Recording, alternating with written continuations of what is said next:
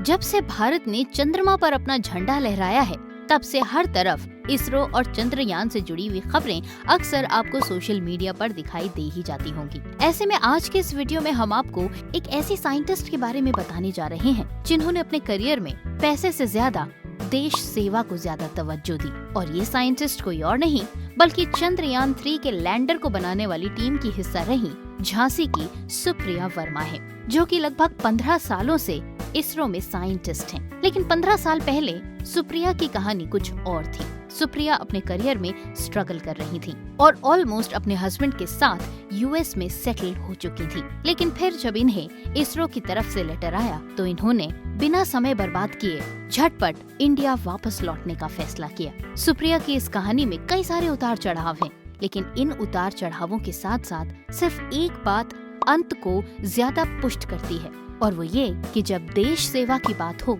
तो हर चीज देश सेवा से पीछे ही रह जाती है।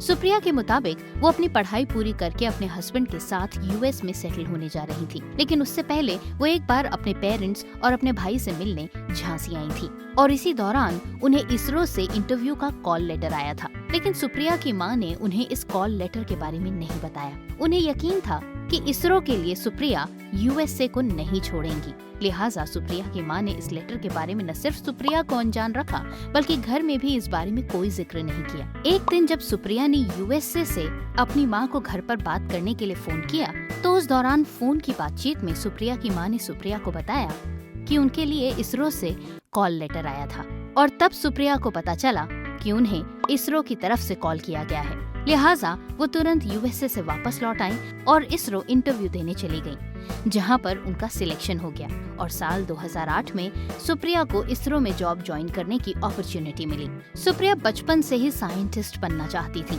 लेकिन उनके हस्बैंड सिंगापुर मैनेजमेंट यूनिवर्सिटी में एज एडवाइजर काम कर रहे थे। क्योंकि सुप्रिया की शादी हो चुकी थी, इसलिए सुप्रिया के पास यही ऑप्शन था कि वो हस्बैंड के साथ यूएसए में ही रहें, और इसी चलते सुप्रिया यूएसए चली भी गई थी। लेकिन पढ़ाई पूरी करने के बाद इसरो का फॉर्म फिल करके यूएसए गई थी। उन्हें उम्मीद नहीं थी कि इसरो से उन्हें कॉल आएगा, लिहाजा वो फॉर्म फिल करके भूल चुकी थी और हस्बैंड के साथ यूएसए में सेटल होने जा रही थी और यूएसए में जाकर अपने लिए जॉब तलाश रही थी। लेकिन जैसे ही उन्हें उस दिन माँ ने बताया कि उनको इसरो से कॉल लेटर आया था, वो तुरंत वापस लौट आई और सिलेक्शन के बाद उन्होंने इसरो में जॉब ज्वाइन कर ली। लेकिन क्योंकि वो हस्बैंड के साथ ऑलरेडी यूएसए में रह रही थी, लिहाजा उन्हें यूएसए से वापस इंडिया आने में लगभग 8 महीने का समय लगा। लेकिन फाइनली सुप्रिया ने यूएसए और वहाँ की हाई पेइंग जॉब्स को ठेंगा दिखाकर देश सेवा के लिए सुप्रिया वापस इंडिया लौट आई।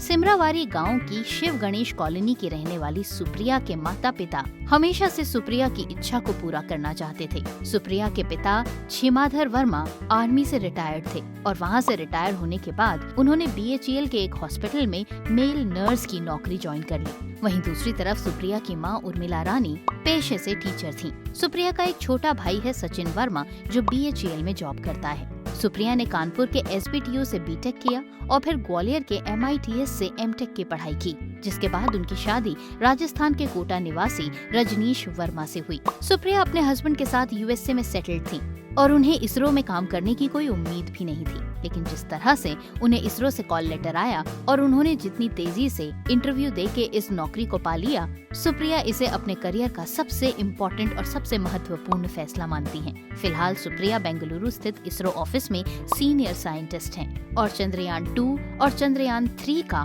हिस्सा रही हैं। चंद्रयान 3 के लैंडर के एक मॉड्यूल को बनाने में सुप्रिया का अहम योगदान है।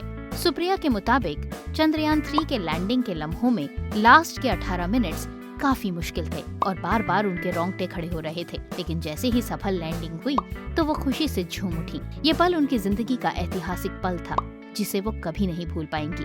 सुप्रिया उन सभी नौजवानों से जो कि अपनी जिंदगी में कुछ बड़ा करना चाहते हैं, सिर्फ 2 ही बातें कहना चाहती हैं।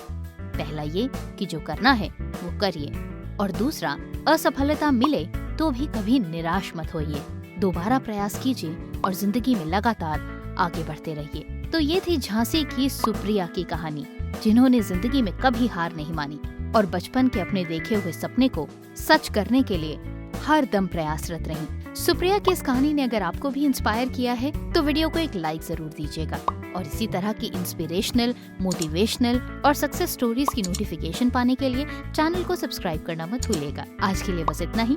अगले वीडियो के साथ होती है आपसे बहुत जल्द दोबारा मुलाकात। तब तक के लिए नमस्कार।